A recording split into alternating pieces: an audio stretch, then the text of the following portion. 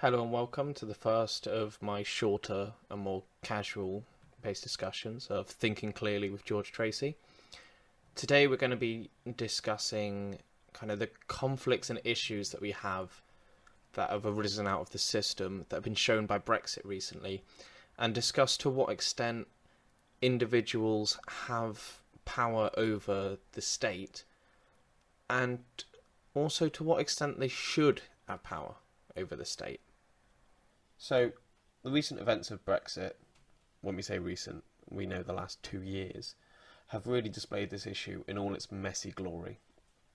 We intuitively think that absolute and direct democracy is the ideal, because the citizenry is sovereign, and we don't want any elites telling us what we can and can't do arbitrarily. But this idea doesn't actually hold up to much scrutiny.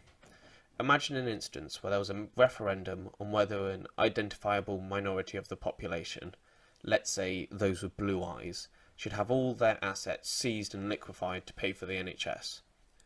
If the people did actually vote to support this movement, should it be honoured? Clearly, the answer is no. But beyond this, it's pretty clear that the best solution to this question is that this isn't something the people should really be allowed to vote on. There are some issues more fundamental than mob rule can solve, such as respecting the individual rights of each member of the society. You simply shouldn't be allowed to vote to steal from someone else because of their eye colour.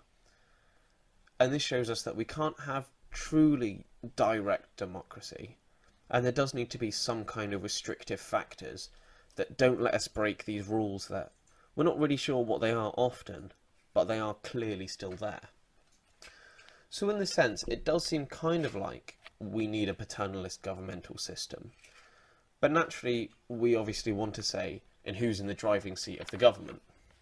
And this does bring us roughly back to the political system we have in the West, where we pick from what seems to be the highest, who widely regarded seems to match our viewpoints, but also respect that there are things that even they aren't allowed to challenge, such as the divine right of the individual.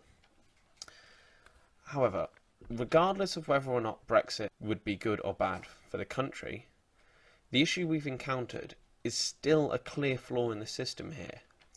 So the referendum was given to the people, and we were told that we were going to be able to choose. And as it stands, we chose option A, but it has since become clear that and I use this term purely out of want for a better one, the political class believed and still seem to believe that the correct or better answer was B, not A.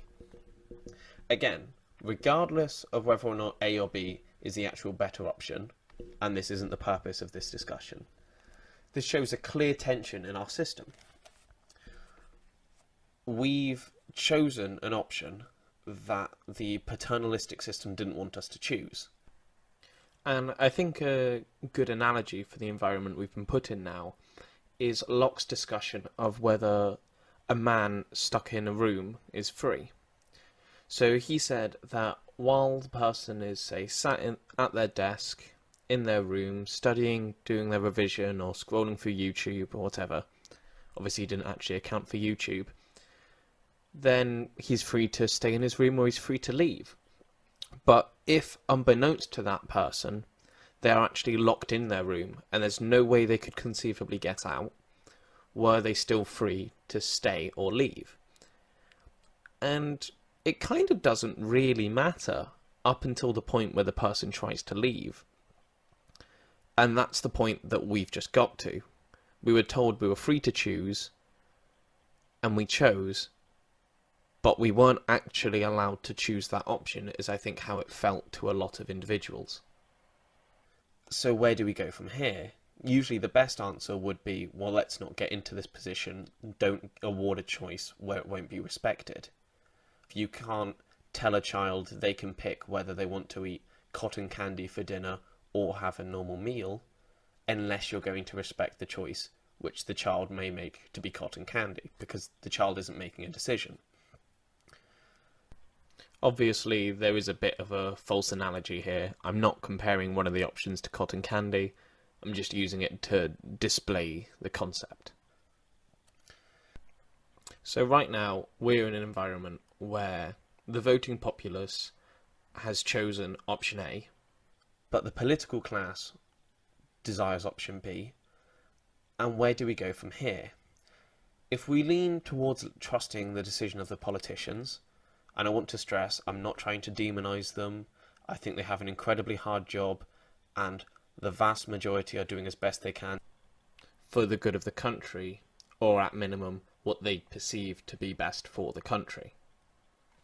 But if we were to allow them to override the judgment of the people, seems a very dangerous precedent to set, and we run the risk of leaning into an aristocratic system where the vote of the citizenry doesn't actually seem to count for much. It seems kind of like you can vote, but if we disagree with you, we're going to do what we've decided anyway.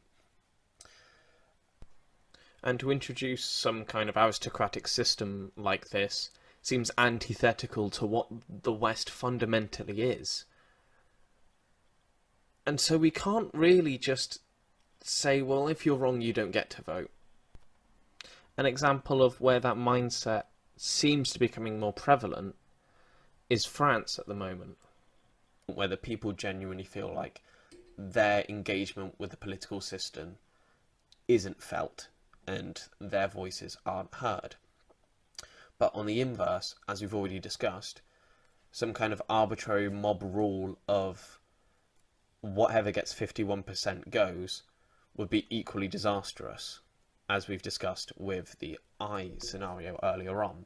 Regarding referenda, I think we can agree that they should genuinely only be allowed if the power devolved directly to the population in the question is respected regardless of answer. And that should be held before the question is given. Again, I'm not trying to say which one was the right answer. What I'm trying to do is elucidate the issues we get that arrive when we have a body politic of civilians that aren't directly represented through the political system in terms of representation in the House of Commons, etc. And the bigger issue you get here is, regardless of who's right or wrong, this system doesn't work when you have this conflict. So it could very obviously be a case where the voting population is clearly wrong to do something. And so the political system should have protections in place to stop legislation like that getting through. But likewise, does the government truly have the right to be able to stop the vote that's wrong in the common sense if it's what the people want?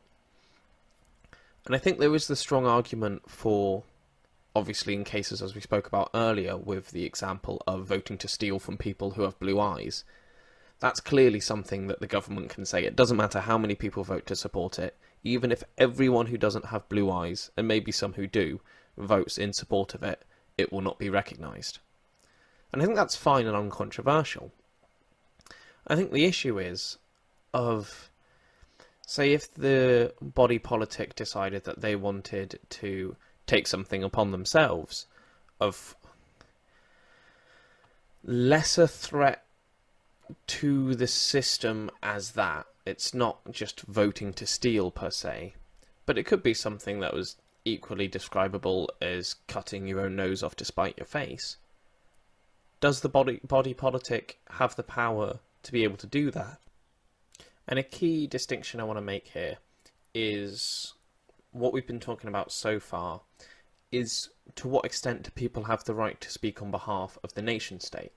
So is it the voting populace who decides how the state interacts with other states and international bodies, such as obviously the United Kingdom and the European Union? And it's important to note that this can and most likely should be kept separate from questions about how the state should interact with the individuals within it.